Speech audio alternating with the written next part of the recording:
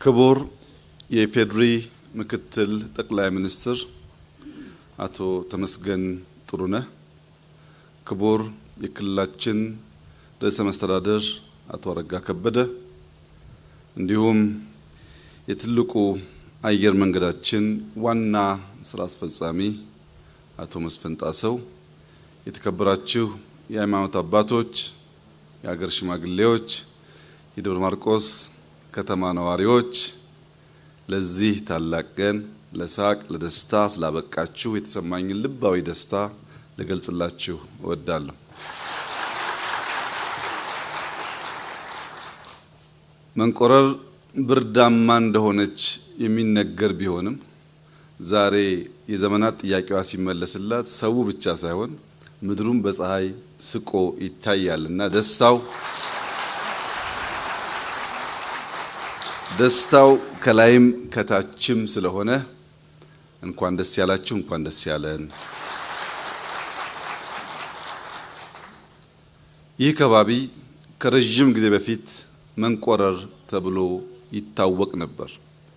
በተለይም ደጃች ጎሹ ጥቂት መንደር በነበረችበት ዘመን የመንቆረር አስተዳዳሪ እንደነበሩ፣ በኋላም ወደ ከተማ ስታድግ ደጃች ተድላ ከፍ አድርገው በዚሁ መንቆረር ስም ሲያስተዳድሯት እንደነበረ ይነገራል።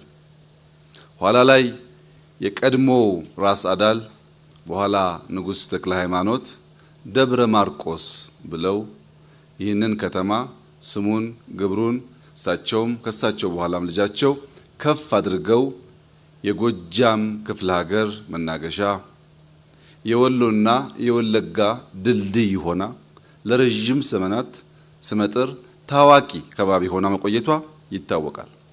በተለይም የጎጃም ክፍለ ሀገር መገኛ በነበረችበት ዘመን በኢትዮጵያ ውስጥ ቀድመው ስልክ፣ ቴሌፎን፣ ቴሌግራፍ ከገባላቸው ከተሞች መካከል ደብረ ማርቆስ ግንባር ቀደም ነበረች። በ1950 ዓ.ም በኢትዮጵያ ውስጥ ከነበሩ 9 ሃይስኩሎች አንዱ ሃይስኩል የሚገኘው እዚህ ደብረ ማርቆስ ነበር። በኢትዮጵያ ደረጃ 9 ነበሩ፣ ከነሱም አንዱ እዚህ ይገኝ ነበር። በዚህ ሃይስኩል የተማረው ከፍተኛ ውጤት አምጥቶ ወደ አዲስ አበባ የመጣው ዛሬ የኢትዮጵያ አየር መንገድ ዋና ስራ አስፈጻሚ የሆነው አቶ መስፍን የተገኘው ከዚሁ ከተማ ነው።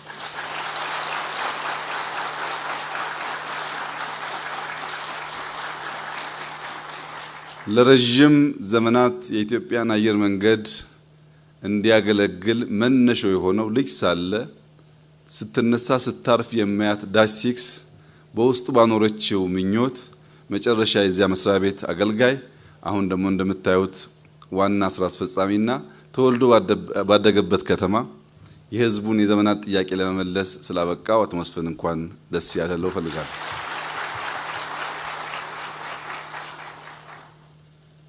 እውነት ለመናገር አቶ መስፍን ብቻ ሳይሆን ክቡር ተመስገን ጥሩነህ የምስራቅ ጎጃም ዞን አስተዳዳሪ ሆነው ሲያገለግሉ ከነበሩበት ጊዜ አንስቶ የዚህን የአየር መንገድ ጉዳይ በተለየ አንክሮ ያነሱ ነበር።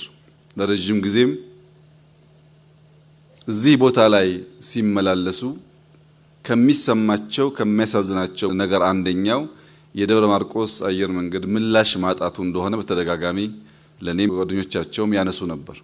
እሳቸውም እዚህ አስተዳድረው አማራን አስተዳድረው አሁን የኢትዮጵያ ምክትል ጠቅላይ ሚኒስትር ሆነው በሀገር ደረጃ ስራ ለመምራት ስላበቃቸው እንኳን ደስ ያላቸውላቸው ፈልጋለሁ። ዛሬ በመካከላችን ባይገኙም የቀድሞ የኢፌዴሪ ምክትል ጠቅላይ ሚኒስትር ደመቀ መኮንን በተደጋጋሚ የዚህ አየር መንገድ ስራን በተመለከተ ሲያነሱልኝ ስለነበር እሳቸውም ምስጋና ይገባቸዋል።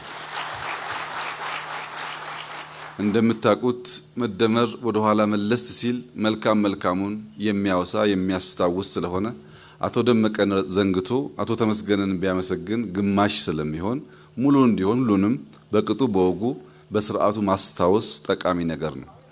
በእነዚህ ሁለቱ አመራሮች ብቻ ሳያበቃ የክልላችን ርዕሰ መስተዳድርም እንደምታውቁት የዚሁ አካባቢ ሰው ናቸውና ከዚህ የተነሱ ሰዎች ሀገር እየመሩ ትላልቅ ተቋም እየገነቡ የህዝባቸውን የዘውትር ጥያቄ ለመመለስ ላለፉት ዓመታት ከፍተኛ ጥረት ሲያደርጉ ቆይተው ዛሬ ከህዝባቸው ጋር ከምድሪቱ ጋር መሳቅ ስለቻሉ ሁሉንም እንኳን ደስ ያላችሁ ማለት ፈልጋለሁ። ደብረ ማርቆስ በ1951 ዓመተ ምህረት በኢትዮጵያ ውስጥ ከነበሩ ሻል ካሉ 20 ከተሞች ተወዳድራ አንደኛ ወጣ ነበር። የዛሬ 70 ዓመት ገደማ ማለት ነው። ትንሽ ያንሳል። ዛሬ ደብረ ማርቆስ ከ20 ከተሞች ጋር ተወዳድራ ያንን የቀድሞ ክብሯን ለማግኘት የሚያስችል ቁመና ላይ ነች ወይ የሚለውን ጥያቄ ማንም ደብረ ማርቆስን የሚያቅ የሚወድ የሚቆረቆር ዜጋ ጥያቄ መሆን አለበት። ቀደም ሲል በነበሩ ግጥሞች አትመጣም ወይ ማርቆስ ከተድላው ከተማ ቢሻህ በአውሮፕላን ቢሻህ በሎንቺና የተባለላት ከተማ ናት። አሁን ሎንቺናውም አውሮፕላኑ ላለቁት ጥቂት ዓመታት ችግር ሆኖ ነበር። ዛሬ ቢሻህ በአውሮፕላን ተመልሷል። ቢሻህ በሎንቺና ግን በእኛ ጥረት መመለስ ይኖርበታል።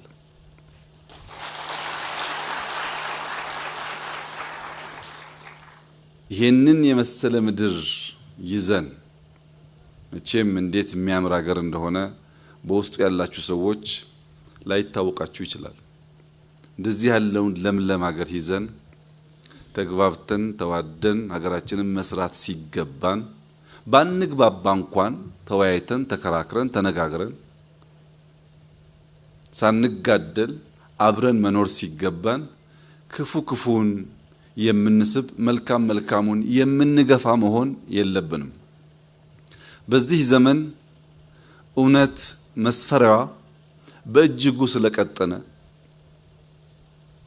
ኢትዮጵያ ውስጥ ያለው የዘር የመከፋፈል የጎጠኝነት የጽንፈኝነት እሳቤ እየተንሰራፋ እንዲመጣ አንዱ የእውነት መቅጠን ምክንያት ሆኖ ሊወሰድ ይችላል።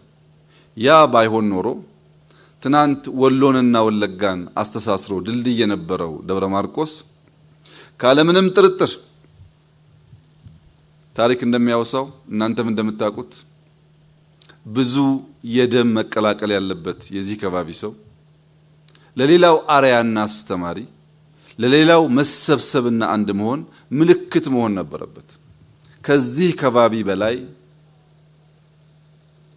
ከአፄ ዮሐንስ ጊዜ ዘመን ጀምሮ ከትግራዩም ከኦሮሞውም ከሌላውም ብሔር ተዋልዶ ተዋህዶ የኖረ ህዝብ ያለ አይመስለኝም። የጂኦግራፊ ቅርበት የራሱን አስተዋጽኦ ያደረገ ቢሆንም ደብረ ማርቆስ በወሎና በወለጋ መካከል ድልድይ ሆና ንግድን ሰውን ስታስተሳስር እድገት ስታሳልጥ መኖሯ የማይታበል ሀቅ ነው። ይህንን ሀቅ ማስቀጠል አቅቶን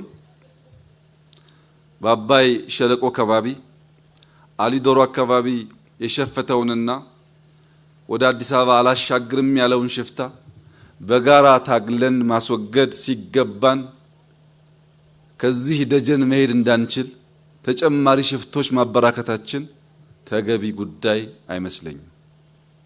የትም ቦታ ያለውን ሽፍታ ተሰናስለን ተደማምረን በማስወገድ የህዝባችንን ሰላምና ልማት ማረጋገጥ ሲኖርብን ጭራሽ ወደ ቀያችን ወደ ሰፈራችን ሽፍቶች የተበራከቱ ሰዎች በነጻነት ከቦታ ቦታ ተንቀሳቅሰው ስራ መስራት ወደማይችሉበት ደረጃ መድረሳችን ለሁላችንም አጠያያቂ ጥዩፍ የማይገባ ልንማርበት የሚገባ ጉዳይ ይመስለኛል። የተከበራችሁ የደብረ ማርቆስ ከተማ ነዋሪዎች፣ የአገር ሽማግሌዎች ዛሬ የምታውቁትን አንድ እውነት ልነግራችሁ ፈልጋለሁ። አማራና ኦሮሞ እያለ የሚከፋፈል ማንኛውም ሰው ጎጃምና ጎንደር ብሎ መከፋፈሉ አይቀርም። ምስራቅ ጎጃምና ምዕራብ ጎጃም መባባሉ አይቀርም። የኛ ቀይና የነሱ ቀይ መባባሉ አይቀርም። በመጨረሻም በእናት እንጂ በአባት አንድ አይደለንም መባባሉ አይቀርም። ቤቱም ሲገባ የእናቱን ልጅ የአባቴ አይደለህም ብሎ ከመከፋፈል አይቦዝንም። አንዴ እየወረደ አንዴ እየተከፋፈለ የሄደ ማህበረሰብ ማቆሚያ የለውም። ከላይ ሲጀምር ይመስላል፣ እየገባ ሲሄድ ግን ቤተሰብ የአንድ እናት ልጅ የሚከፍል በጣም ክፉ ልምምድና ባህሪ ነው። የሚሻለው የሚበጀው የሚያለያየን ነገር እየተወያዩ ጥቃቅኑን ነገር እየረሱ በትልቁ ጉዳይ መሰብሰብ፣ መተባበር፣ ቢያንስ የሁላችንም የጋራ መሻት የሆነውን ሰላም፣ ልማት በጋራ ለማስፈጸም መጣር መሞከር ይበልጥ ይበጃል። ከዚያ ውጭ ያለው አማራጭ ሀገራችንን ህዝባችንን ከመጉዳት ባሻገር አንዳች ጥቅም ሊያስገኝ አይችልም። ዛሬ የአየር መንገድ ተመርቆ እንደተባለው በቀን 3 ጊዜ ሰዎች የሚመላለሱበት በረራ መጀመሩ መልካም ነገር ነው። ነገር ግን ያንን መክፈል የማይችሉ ወይም የማይፈልጉ በትራንስፖርት ከዚህ ወደ ባህር ዳር ወይም ከዚህ ወደ አዲስ አበባ መሄድ ቢፈልጉ ያንን ጉዳይ ማድረግ እንዲቻላቸው ሰዎች የነሱን ፕሮግራም የነሱን መሻት እንዳያስተጓጉሉ ሰላም በእጅጉ አስፈላጊ ስለሆነ መንግስታችን ከህዝቡ ጋር በመተባበር ሊወያዩ ሊነጋገሩ ለፈለጉ ማንኛውም ሰዎች በር ክፍት ነው። እጃችን የተዘረጋ ነው። ልባችን ክፍት ነው። እንቀራረብ፣ እንወያይ፣ እንነጋገር፣ ሀገራችንን ሰላም እናድርግ። የማያግባቡን ጉዳዮች ካሉ በሰላማዊ በሰለጠነ የፖለቲካ አግባብ መነጋገር ይቻላል። ከዛ ውጭ ያለው አማራጭ ኢትዮጵያን አይጠቅምም፣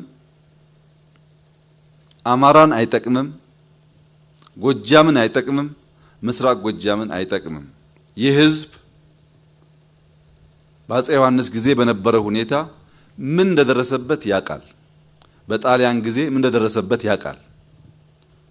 ትግል፣ ፍልሚያ፣ ውጊያ ለእናንተ አዲስ ጉዳይ አይደለም። አባቶቻችሁ አልፈውበታል። በየዘመናቱ ግን ኪሳራ፣ ሞት፣ ድቀት እንጂ ጥቅም አልተገኘበትም። አሁን ሊበቃን ይገባል። ያንን በጋራ መወሰን አለብን። የምናየውን ትተን የምንሰማውን ብቻ እየወሰድን የሚታየውን እየካድን የማይጨበጠውና የሰማነውን ብቻ እየተቀበልን ብንለያይ ኪሳራው የበዛ ስለሚሆን ወገኖቻችን በተከባበረ በተደመረ መንፈስ ለልማት እንድንነሳ አደራ አላችሁ ፈልጋለሁ። ልማት በባህሪው ጊዜ ይፈልጋል። ይህንን የአውሮፕላን ማረፊያ ወሰን ማለት በማግስቱ ሰራን ማለት አይደለም። ወስነን እስከምናሳካው ጊዜ የሚጠይቀው የራስ የሆነ ሪሶርስ የራስ የሆነ ጊዜ አለ። በሀገራችን ሳይረግጡት አይሰበር፣ ሳይታገሱት አይበገር ይባላል። አንድ ጫጩት ከእንቁላል ውስጥ ጫጩት ሆና እንድትወጣ ሙቀት ያስፈልጋታል፣ ጥበቃ ያስፈልጋታል፣ ጊዜ ያስፈልጋታል። ስለፈለግን ብቻ አሁኑ እንቁላሉን ብንሰብረው በቂ ሙቀት ካላገኘች ጊዜ ካላገኘች ጫጩት አይገኝም። እንደዚሁ ልማት ትብብር ይፈልጋል፣ ጥበቃ ይፈልጋል፣ ጊዜ ይፈልጋል። ተሳክቶ ሲታይ ፍሬው ግን እንደዚህ ለምድርም ለሰማይም ሳቅ ይሆናል። ጊዜ ለይመልሰው ጉዳይ፣ ትዕግስት ለይመልሰው ጉዳይ፣ ትብብር ለይመልሰው ጉዳይ መለያየት፣ መገዳደል፣ አጋጉል ልምምድ ባህላችን እንዳይሆን ኢትዮጵያ ጥንታዊት ታሪክ ጠገብ ሰላሙንም ጦርነቱንም የምታቅ ሀገር ነች። የጎደላት ልማት ነው፣ የጎደላት ብልጽግና ነው፣ የጎደላት መደማመጥ፣ መከባበር በታሪክ ላይ ቆሞ መልካም መልካሙን ወስዶ የቀረውን እየሞሉ ለልጆቻችን የተሻለ ሀገር ማስረከቡ ነው ችግር የነበረው። ያንን ወቅታዊ ችግር ለመፍታት በጋራ እንድንቆም በታላቅ ትህትና ጥሪዬን አቀርባለሁ።